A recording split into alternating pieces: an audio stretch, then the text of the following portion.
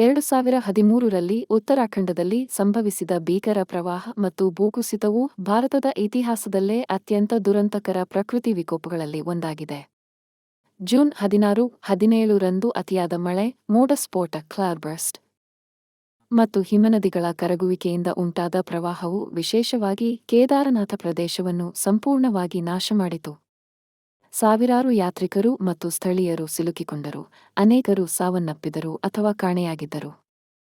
2013ರ June ತಿಂಗಳು ದೇವಭೂಮಿ ಉತ್ತರಾಖಂಡದಲ್ಲಿ ಸಾವಿರಾರು ಭಕ್ತರು ಕೇದಾರನಾಥ ಯಾತ್ರೆಯಲ್ಲಿ ತೊಡಗಿದ್ದರು.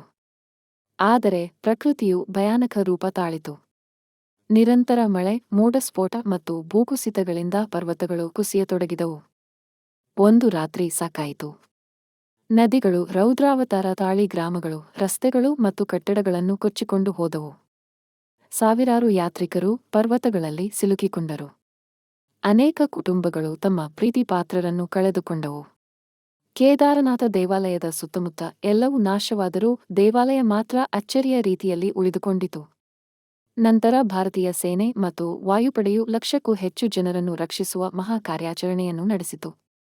ಈ ದುರಂತ ಇಂದಿಗೂ ಭಾರತದ ಅತ್ಯಂತ ಭಯಾನಕ ಪ್ರಕೃತಿ ವಿಕೋಪಗಳಲ್ಲಿ ಒಂದಾಗಿ ನೆನಪಾಗುತ್ತದೆ.